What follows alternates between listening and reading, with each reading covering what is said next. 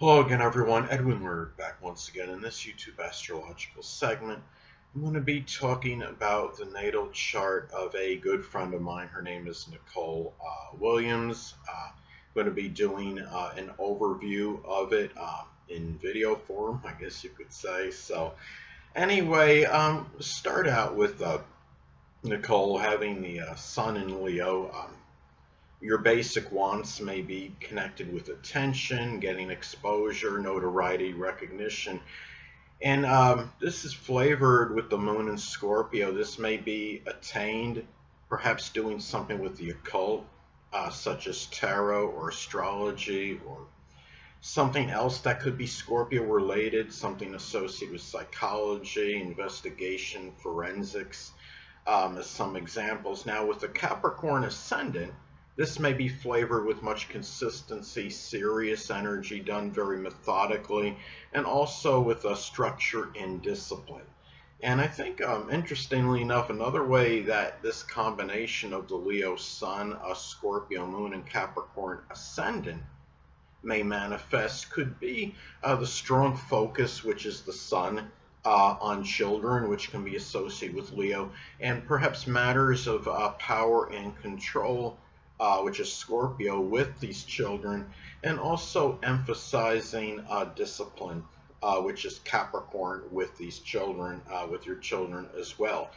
Now, with a preponderance of planets on the top half of the chart, I would say you're more likely more extroverted and gregarious as opposed to introverted, more optimistic than pessimistic, and also more objective than subjective. And you may prefer incline toward a public life as opposed to a private one. Now, with a balance and having equilibrium of planets on the left side and the right side of the chart, you likely are somebody, I would say, that understands when to be self-reliant and self-sufficient, when to ask others for help, and when to do things by yourself. Now, you may at times prefer to do things by yourself, but at other times you may want to collaborate with others on projects and endeavors. You may also see your fate and destiny at times predicated on your own actions, but at times you may feel it might be somehow connected with others' actions. Now, the majority of your planets, as far as the quadrants go, they fall in the third quadrant, which is the consists of houses 7, 8, and 9. Now, this suggests a lot of your energy may go into your relationships, which can include significant friendships, the important deep connections as well, and also expanding upon them. And it might be also include people that are foreigners, are from different ethnicity than you. Now, what's interesting too, I noticed, like in your chart, there's no planets in the second quadrant of the chart. The second quadrant consists of houses 4, 5, and 6. Now, this could indicate that your home, your family, which includes children, would not be emphasized or accentuated in your life. But I know that is certainly not the case with you. So I think that the fact that you have the North Node in loyal, steadfast, and persistent Taurus in your fourth house of the home and family, and Chiron in Gemini in your fifth house offsets this somewhat. Um, the thing about this as well, now you do have, Chiron is about helping and healing, and it is in the house of children, but at the same time, I want to also touch up on that. The Chiron in Gemini in the fifth house can manifest in emotional wounds. It could be suffering and connection with communications with children. It could simply be that many things that are communicated are maybe misconstrued or not understood. Now, in some cases, I don't know if this is the case 100% or not, but it could be something where there can be, a child, may have difficulty, processing, information, or assimilating information. There might be something with that you're going to be dealing with. But anyway, I want to get to some other points in this chart. Don't mind me, people. We got the computer's a little bit wobbly. We got a we got the wobble of the moon, so maybe there's a correlation with that. Now, what I think too, and the fact that you have Chiron, as say in the fifth house, does show there's activity in connection with children. Now, you have a very strong preponderance of major astrological influences in fixed signs. Now, this indicates that others may often have to make the compromises in your relationships. It can be also that you have very strong willpower, determination, strong persistence, perseverance, battle. You may have a strong ability to battle through adversity and deal with adversity and tribulations. It can also indicate a very strong ability to see things to the bitter end. Now, at the same time, you may be somewhat intransigent or intractable and have difficulty making major changes in your life. You may have a strong aversion to major change in general. And there also the fact that most of your major astrological influences are in water signs. This suggests you may have a lot of emphasis on your feelings, your emotions, intuition, sensitivity. You may be very sensitive to your environment. And a lot of things you do may be predicated on how you feel at the time. Now, also, what I want to talk about is your final chart signature is in Scorpio. And the thing is, chart signature in astrology is determined by taking the majority of what a person has in an element and quality in a chart and equating it to a zodiac sign. Now, a chart signature is supposed to give an overall tone or feel to the chart. Now, I don't believe the chart signature in astrology supersedes the sun, moon, or ascendant in terms of its significance or the impact it exerts on a chart. However, in your case, given your dominant existing Scorpio energy in your chart, you may be this might simply reaffirm and reinforce that Scorpio energy. And with the Scorpio final signature, you may be somebody that's very secretive, be very mysterious, have inordinate willpower and indomitable spirit, and be very resilient. Your bounce back ability can be very strong and emphasized. Now, you may also be very resourceful, investigative, and probing, and you may really be enamored with investigating mysteries, going beyond subterfuge and superficiality. And you may have times difficulty letting others into your life and trusting them. So anyway, so don't mind. We're going to go through a little wobbling here again, people. I'm sorry with this thing, but I want to also now, Nicole, the next thing I'm going to talk about is that you have a singleton in your chart, which is Jupiter and Aquarius in the first house. Now, a singleton in astrology occurs when there is only one planet of a certain element or quality in the chart.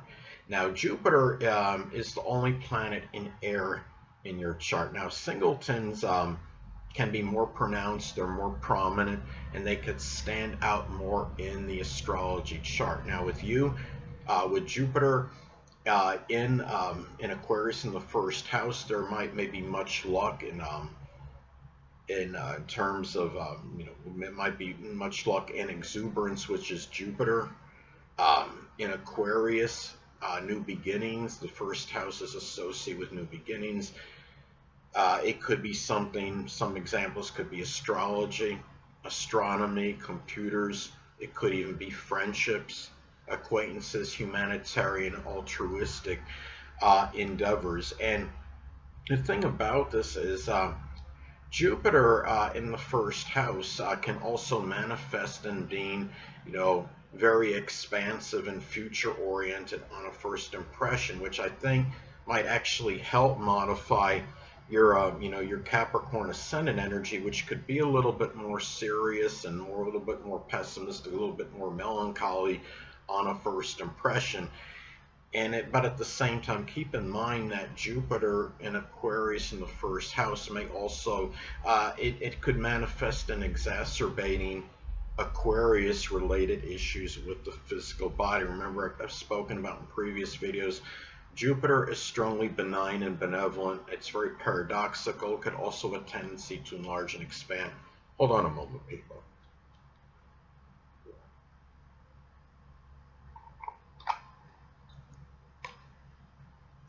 Sorry about that, I'm back. But anyway, and the thing is, going back to the Jupiter and Aquarius in the first house and possible physical issues, because again, Jupiter can have a tendency to enlarge and exacerbate, and it is in the first house of the physical body. It can be enlarged issues, for example, with the calves, the shins, the lower legs. It can be with circulation. It could be issues with the nerves. I know you also have Chiron. You have Chiron in Gemini, which might add to this and reinforce that energy, because Chiron in Gemini can manifest in physical related suffering that can be associated with the nerves as well. The thing about this too is, and I believe Chiron also, I believe, in conjunction your ascendant, so that could even reinforce health related issues with the nerves. Now, another thing too is that it could also be about Jupiterian issues with the physical body, such as the liver, the thigh, the hip, the sciatic nerve, the pancreas.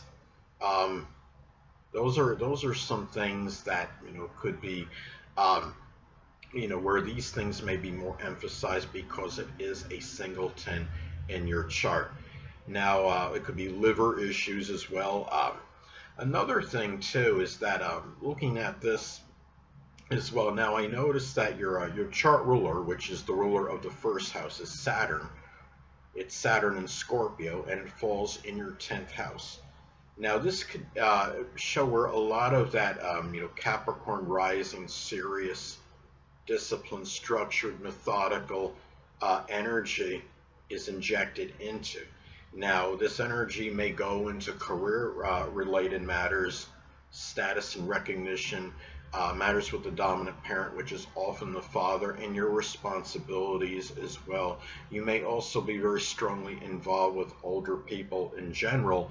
Now, with the ruler again being in Scorpio, this may be flavored with much passion, emotional intensity, resourcefulness, and very relentless and even fixated energy.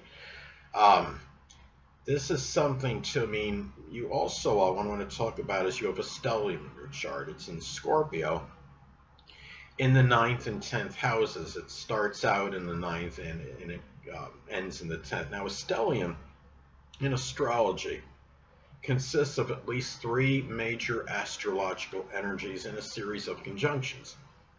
It can be very integrated energy.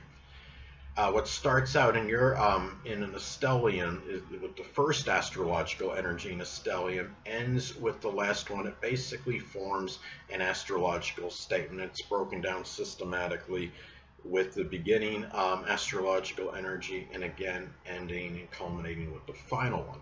Now in your case, what starts out with Pluto, and Pluto can be about control, obsession, power, and even support that you may actually receive, continues with the midheaven, which is about notoriety, recognition in the career, and culminates and ends with the moon, which could be ending with having emotional fulfillment and something that is connected with the public. Now, with the stellium being in Scorpio, this may be done with much passion, emotional intensity, resourcefulness, and relentless energy, and very inordinate willpower as well. And just hold on one more time, people. I'm still looking at this chart a little bit here, just trying to see one more thing here. Another thing, the fact that this is, and it may also be done again, not just, with a lot of willpower, but incisiveness as well, can be done with deep research. Now also too, this may even be in a Scorpio profession, such as the occult, which includes astrology, insurance, working as a tax examiner, forensics, investigation, locksmithing, could be positioned as a surgeon, a coroner, embalming. Also, too, with all this energy either conjunct or in the 10th house, this may be done also with much responsibility, ambition, with a lot of laborious efforts, and can reinforce something career related. Now, also the fact that you have Saturn in Scorpio, I didn't include Saturn in Scorpio in the stellium because I see the stellium being a series of conjunctions, and Saturn does not conjunct your moon in terms of the orb that is permitted. But the fact that you do have Saturn in Scorpio, and Saturn is connected with laborious work and the career, might still help reaffirm this manifesting in some Scorpio related career or profession. So anyway, people, and Nicole, that'll conclude this YouTube astrological segment. And until next time, Edwin Learnard saying stay well. Sorry about the little wobbling effect, people.